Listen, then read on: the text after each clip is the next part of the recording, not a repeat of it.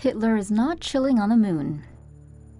It's been a rough few years with so many famous people suddenly pushing up daisies, and now Adolf Hitler is dead. French researchers have now confirmed the over 73-year-old remains that are linked with Hitler by testing a set of teeth and bullet-shot chunk of skull believed to be his, which were owned by the Russians and loaned on a temporary basis for study. Scientists are now sure Hitler kicked the can back in Berlin at the end of World War II. The team compared the teeth fragments to war-era autopsy records and concluded the chompers definitely belonged to Adolf. The results were published in the European Journal of Internal Medicine. Naturally, these findings will put a stop to all the silly Hitler conspiracies.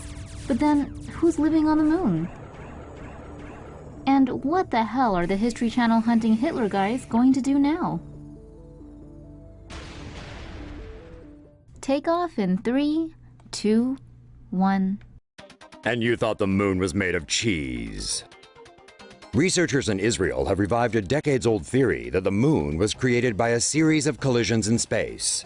Many scientists believe the moon was created when a Mars-sized planet crashed into Earth billions of years ago. However, the Israeli researchers say simulations show their theory is the correct one. According to some experts, the moon was created over millions of years by objects in space colliding with Earth. Multiple impacts sent material from the planet flying into space. That material then began orbiting Earth. The objects hit Earth at different angles, which sent more material into space than would have occurred from a single impact. According to researchers, the objects that collided with Earth had between 1/100th and 1/10th of the planet's mass. So much material was excavated from Earth by these collisions that a ring of debris formed around the planet. As the debris orbited Earth, it then collided, forming small moons known as moonlets.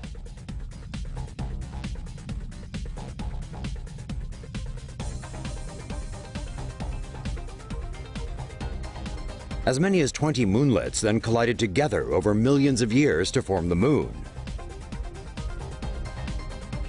The researchers say this explains why the moon has an Earth-like chemical makeup. A widely believed theory says a planet called Theia provided most of the building materials for the moon when it crashed into Earth 4.5 billion years ago. But now the Israeli scientists say more research into the interiors of Earth and the moon is needed to prove their theory right. Moon's lunar poles have shifted over the last 3 billion years. A new study suggests that the moon's lunar poles have shifted due to the geological activity beneath its crust. Some 3.5 billion years ago, the moon's internal volcanic activity melted a portion of its mantle, causing it to bubble up toward its surface. The melted matter formed the visible dark patches known as the mare on the moon's surface. The hot melted surface was lighter in density than the colder area around it, which has led the moon's axis to shift 5.5 degrees. The shifted distance is roughly 125 miles, which equals the distance from Washington, D.C. to Philadelphia. The shifted axis has also caused the moon to lose much of its ice deposits as they were exposed to the sun. This new finding may also contribute to the research of where Earth's water came from. Startup set to launch first commercial moon mission. A California space startup is set to gain government approval for the first private mission to the moon. California startup Moon Express is on the verge of U.S. approval to land on the moon in 2017. In October, the startup announced a deal with Rocket Lab USA for multiple manned missions to the moon.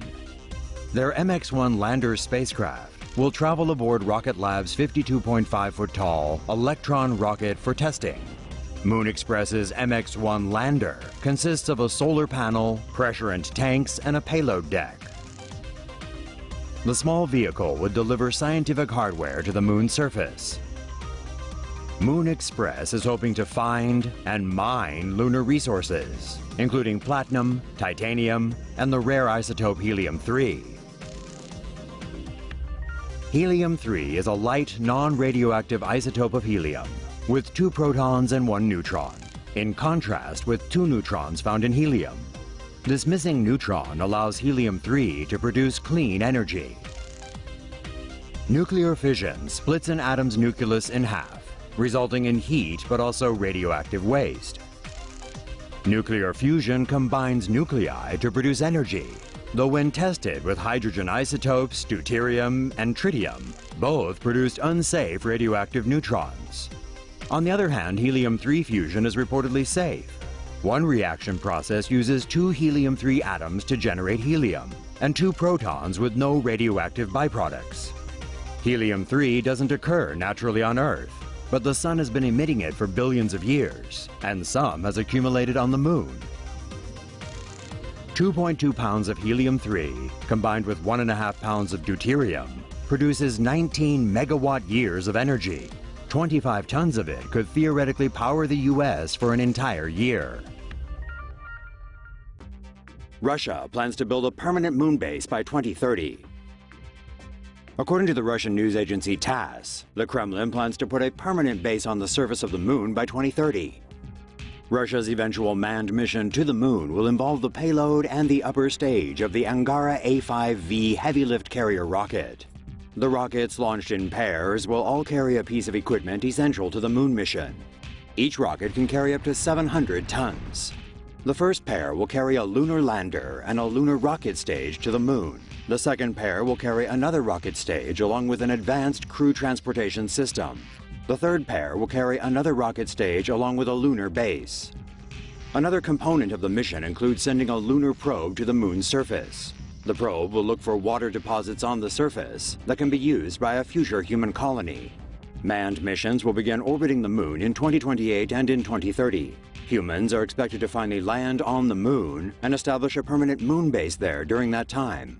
The first stage of the mission will cost around $185 million, with the 2 other stages costing even more. However, questions remain regarding how Russia will pay for the mission. Water on the moon could fuel extended missions. Researchers at Brown University believe the moon's interior could be packed full of water. Water is found at the moon's poles, and scientists believe it exists there as a result of hydrogen brought by solar wind. However, according to a new study, magma eruptions from the moon's interior billions of years ago trapped water inside tiny beads of glass found in lunar rock. Satellite data collected by a lunar orbiter shows that these water-trapping glass beads are widespread on the moon's surface. Researchers have concluded that these water deposits are the result of magma that came from deep within the moon, meaning its interior must therefore contain water. Just how much water, however, is a question that no one can answer right now. But the researchers say future missions to the moon could potentially extract water from its surface, which would open the door to longer stays up there. NASA reckons the moons of Jupiter and Saturn may support life. New research from NASA suggests that the vast oceans found on moons orbiting Saturn and Jupiter could support microorganic life. On Enceladus, Saturn's 6th largest moon, the Cassini spacecraft found evidence of hydrogen gas during a deep dive through a water plume in October of 2016. Hydrogen and other chemical elements, along with water and energy, are key for supporting life.